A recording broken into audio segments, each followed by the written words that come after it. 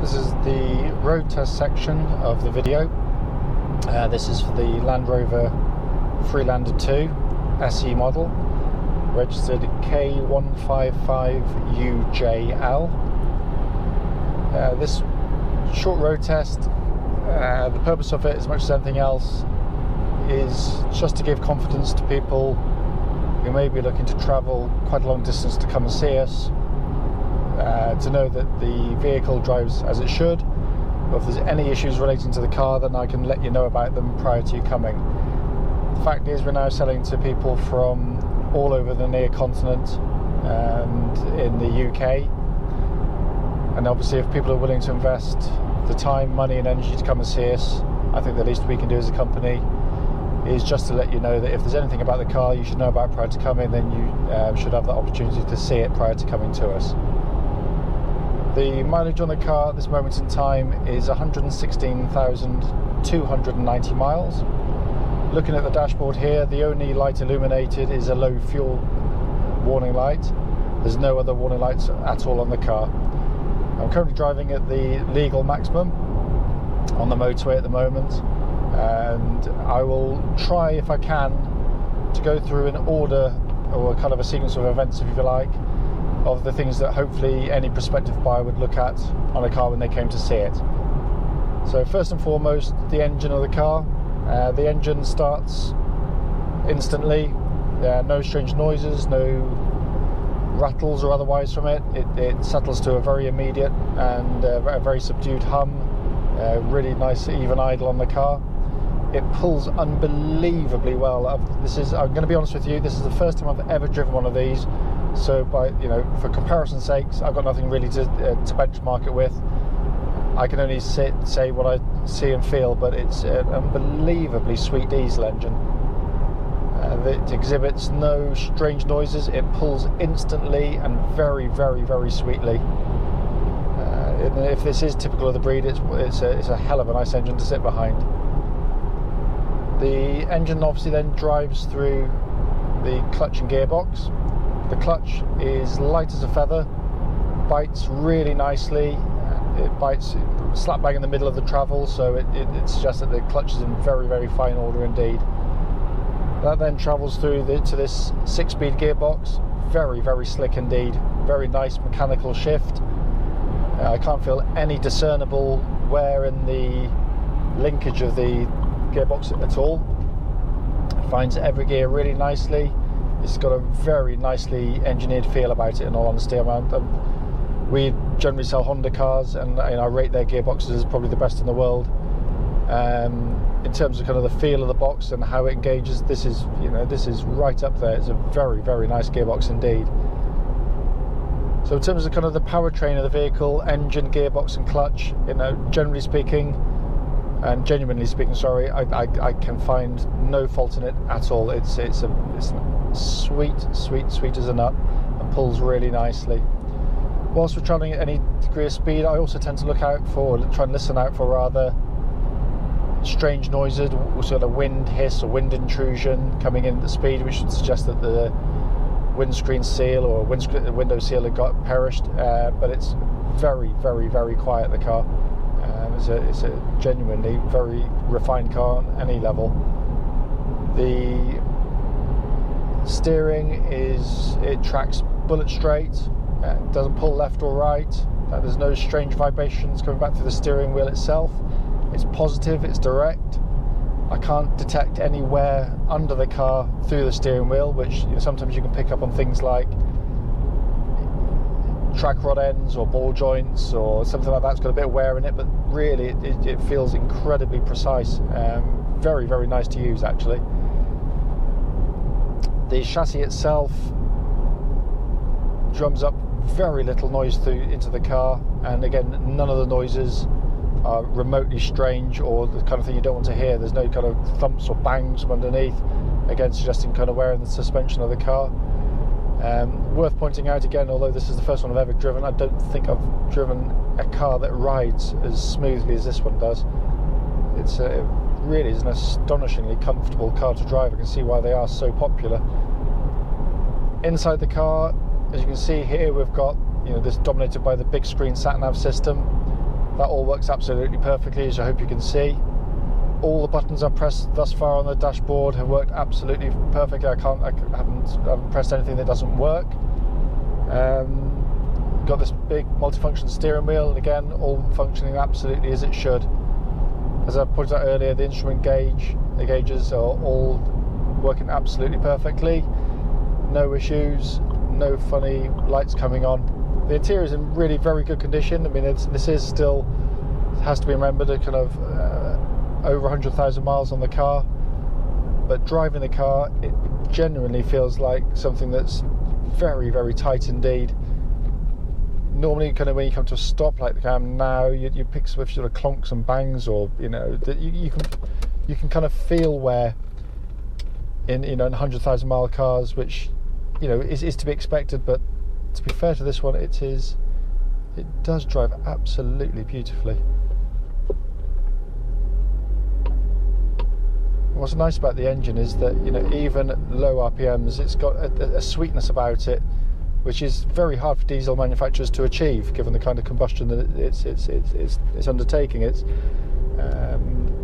really is a very, very sweet unit.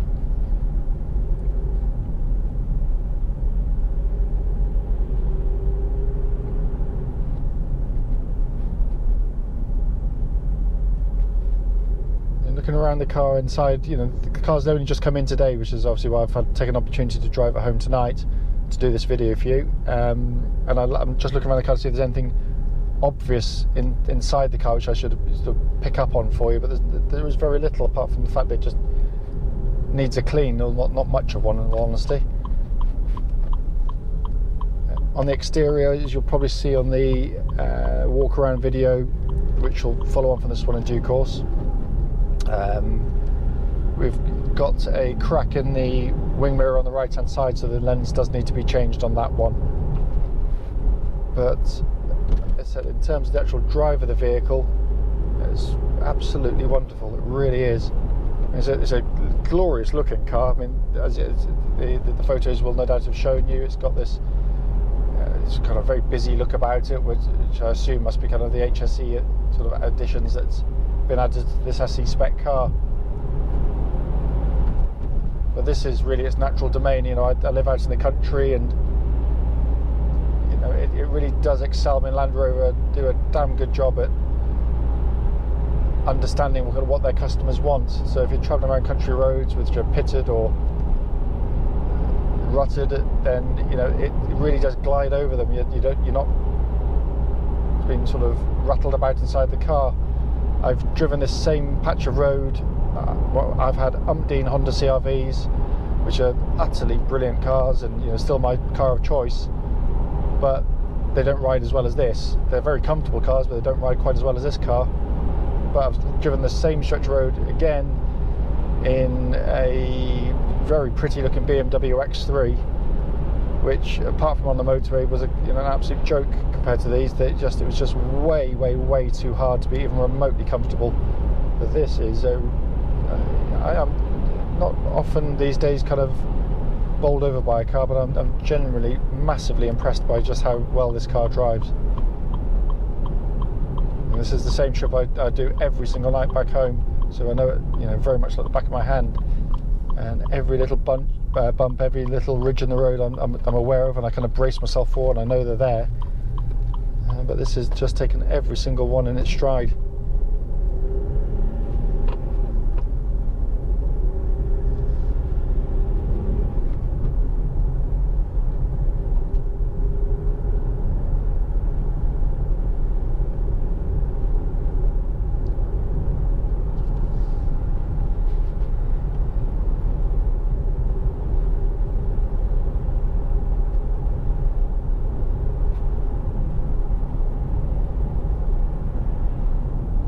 It's ironic that over the last 2 days, having probably not had a Land Rover product car for maybe a couple of years in stock, because we don't buy them for stock. If they come in on part exchange, so it is quite rare for us. But to have 2 in 2 days, Range Rover Sport came in yesterday, and certainly looking around this car now, steering wheel, a lot of this switch gear, you can see has been directly sourced from the the Range Rover stable, and it's all the better for it. So I've driven older generation, 1998 to 2005 first edition Freelanders, which were very nice cars to drive, but they were kind of a little bit Fisher Price inside. They were kind of big, clunky, horrible switches, very poorly made, and if when I'd done 100,000 miles, it would have scared me to death.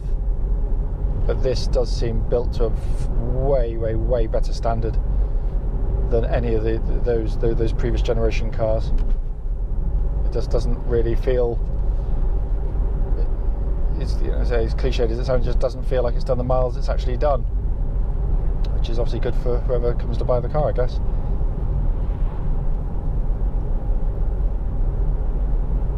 Driving position's really nice as well. Again, I think they must have tinkered with it since the first generation, because I could never really get comfortable in the last one, whether the seat base or the seat position was slightly different, or the pedals were slightly offset.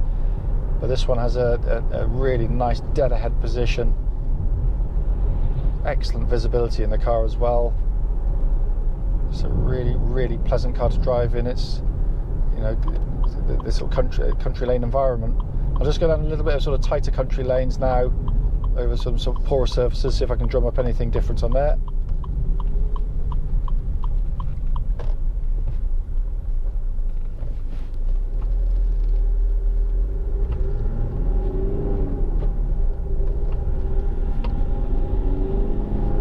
It's such a sweet engine, it really is. Brakes themselves, just tapping the brake pedal there, it's lovely and solid, very well modulated brake pedal. I can't feel anything much back through the pedals. Obviously they'll have a full mechanical check before it comes out, so we check things like the quality of the brake discs and pads prior to the car leaving us, but the brakes do feel very solid indeed. And this, probably a few hundred yards time is a section of road which is notoriously bumpy, which I go down every day and every night. So it'll be quite interesting to see just how well this one rides it, and then I'll probably end the video at that point.